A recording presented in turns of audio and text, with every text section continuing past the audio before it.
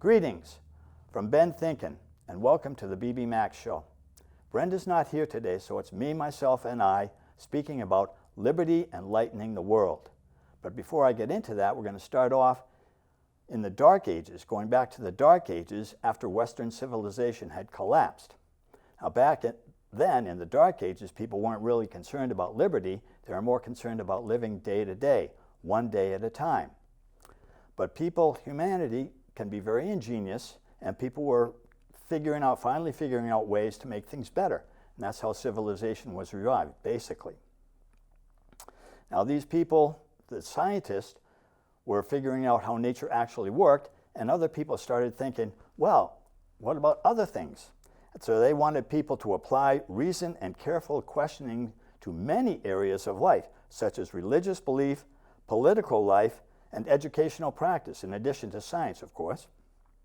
Now, one of these philosophers specifically rejected the divine right of kings. That's where the king was God. God gave the king the powers to do it. He said, no, that's not how it works. We need to have, when you have a government, you need to have the consent of the governed. Very important. And that's, of course, in our Declaration of Independence. It's right here, Declaration of Independence and the Constitution, in this little booklet here. Very important that people read them and understand them. We're getting into the consent of the governed part of the Declaration here. We hold these truths to be self-evident, that all men are created equal, that they are endowed by their Creator with certain unalienable rights, that among these are life, liberty, and the pursuit of happiness, that to secure these rights, governments are instituted among men, deriving their just powers from the consent of the governed. The consent of the governed, very important. Now these ideas were swirling around in Europe, but they didn't have the means to do anything. All they could do was talk about it because the church and the governments, the kings, they had the power. So these people didn't have the means to do anything. They could talk about it all they wanted to, and the printing press was a huge, important part of this. They could print their documents a lot easier than trying to write them out. So that was a big help there. But that's all they could do was talk about it, think about it. They couldn't do anything. But here in America, we were isolated from Europe, and we were able to put these principles into action, the American Revolution. And we were the first country to build a government based on the consent of the governed. And George Washington, in his first inaugural speech, stated, "The preservation of the sacred fire of liberty and the destiny of the Republican form of government are justly considered as being staked on the experiment entrusted to the hands of the American people." And that's what it is. It's an experiment, an awesome experiment, but it's an ongoing experiment entrusted to the hands of the American people. That's us. We need to do a better job of doing this. We need to do a better job of continuing the experiment. Our government now is based on natural law, our conscience, the interior space in which we can listen to and hear the truth, the good, the voice of God. Now, some people may say, oh, I don't believe in God because the world is such a crazy place. I believe in God. I believe that God could come down like that and straighten things out. God doesn't want to do that. God wants to see if we can do it.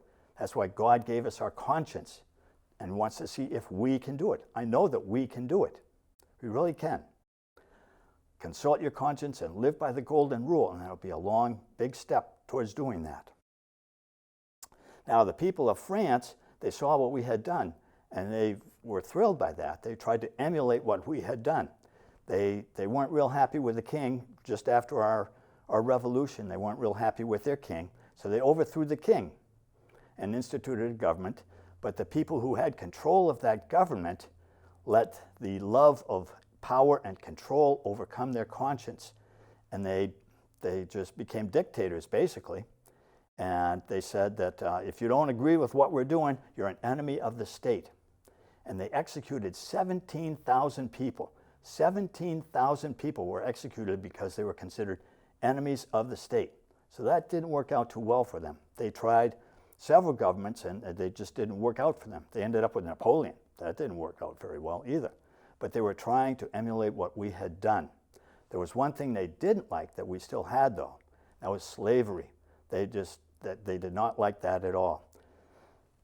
And then they saw when we were finally able to abolish slavery, they were thrilled. And the president of the French Anti-Slavery Society proposed giving us a statue, the Statue of Liberty. It was actually built in France to make sure that everything fit properly, and then it was taken apart and sent to America. And the people of France paid for the statue, not the government of France. The people of France paid for the statue. Everybody contributed. A lot of people contributed just a little bit here and there, and they paid for the statue. Over in America, the federal government donated the island. It was Bedloe Island, I believe was the name of it, and it became Liberty Island. But the people of America paid for the pedestal. We paid for the pedestal to put the statue on. So the statue was dedicated on October 28th, 1886, in the afternoon.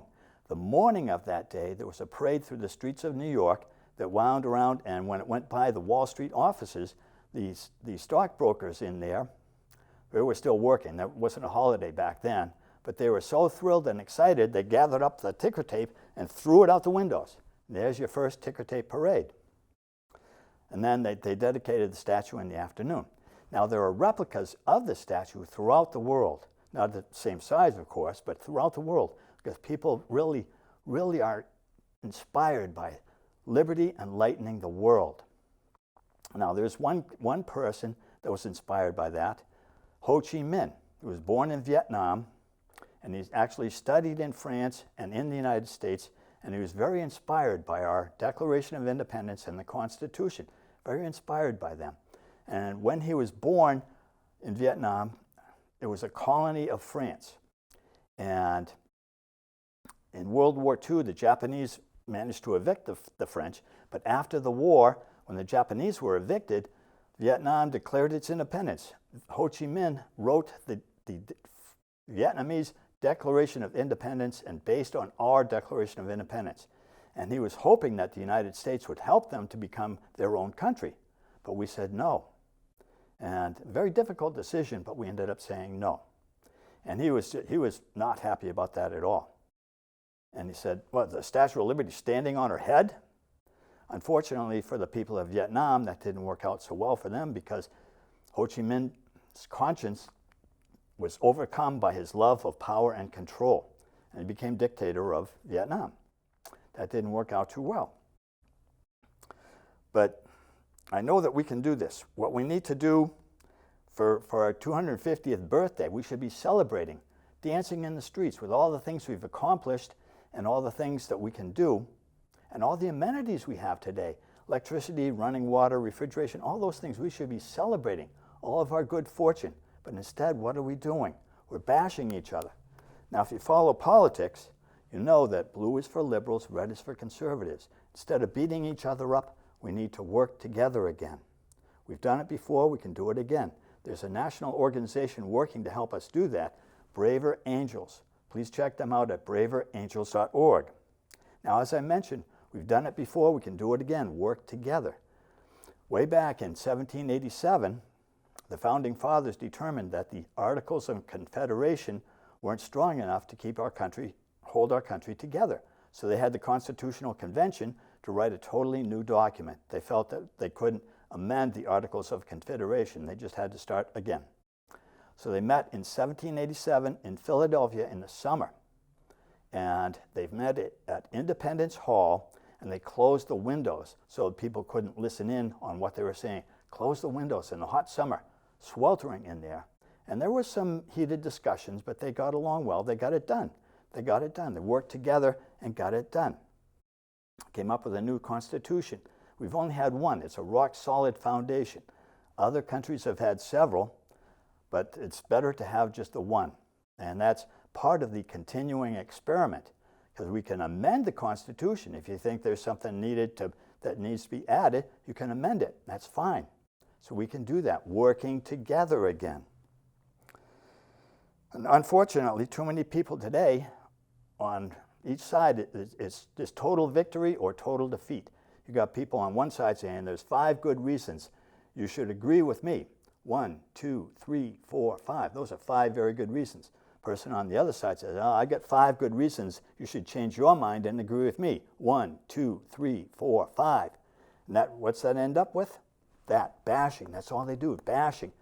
And that's the definition of insanity. Keep doing the same thing and think you'll get a different result. Each side thinks, oh, the longer, if I do this long enough and hard enough, I'll win. Not going to happen. You're just going to have this. This is crazy. What are we doing? We need to work together. Set aside your differences and work together. That's what we need to do. We need to defeat our common enemies, rancor, bitterness, divisiveness, the love of money, power, and control. Right now, they're winning. And this is crazy that we can't let them do that. We need to work together. We can do amazing things when people work together. Isn't it more fun when you can work together? It's a lot more fun than rah, rah, rah, rah. It's more fun working together. It really is. And I know that we can do that. Now, we know that there's a problem. Everybody knows there's a problem in our country. Everybody knows that anybody can do something about it. But when anybody and everybody wait around for somebody to do something, you know who that somebody is? Nobody. And that's not good. That's not going to work. We need to stop that. We need to work together again. We need to consult our conscience and live by the golden rule. I have a quote here. What lies behind us and what lies before us are tiny matters compared to what lies within us. What lies before us, what lies behind us and what lies before us are tiny matters compared to what lies within us. Think about that. Consult your conscience. Pay attention to your conscience. And another quote from Harriet Tubman, an amazing woman, what she went through. Always remember that you have within you the strength, the patience, and the passion to reach for the stars and change the world. We need to do that. Have that passion. We can do this. We really can. And then I'll have one more quote here, another one. This is from President Kennedy. He was going to give this speech in Dallas on the day he was assassinated. He never got to give this speech. He said, "We in this country, in this generation, are, by destiny rather than by choice, the watchmen on the walls of world freedom. We ask, therefore, that we may be worthy of our power and responsibility, that we may exercise our strength with wisdom and restraint, and that we may achieve in our time and for all time the ancient vision of peace on earth, goodwill toward men." Now, getting back to the beginning of the quote, near the beginning, watchmen on the walls of world freedom. That doesn't mean the world's policeman. No, it's the world's big brother, watching out for his younger siblings. That's what we need to be. I think that's what the French were thinking of when they gave us the statue. They wanted to emulate us. They wanted us to lead the way, lead by example. That's what we need to do. We need to do a better job of that. We can do a better job of that when we put our minds together and work together. We can do that. Then we may be worthy of our power and responsibility. Again, when we get together and work together or put our minds to it, we can do that. We did it after World War II with Japan and Germany. Instead of hammering them with reparations and things like that, we rebuilt their country. We could have gone in and dictated them this and that and demanded all this money and everything. We rebuilt their countries. That we can do things like that. We can make the world a better place for everyone. That's what I'm trying to say. We really can. And I'll finish with one quote, the last quote, I promise. This is from JFK. Ask not what your country can do for you. Ask what you can do for your country. And what you can do for your country is consult your conscience, live by the golden rule, proactively do that, and help us work together again to return our country to being the United States of America. Thank you for your time and consideration. Shalom.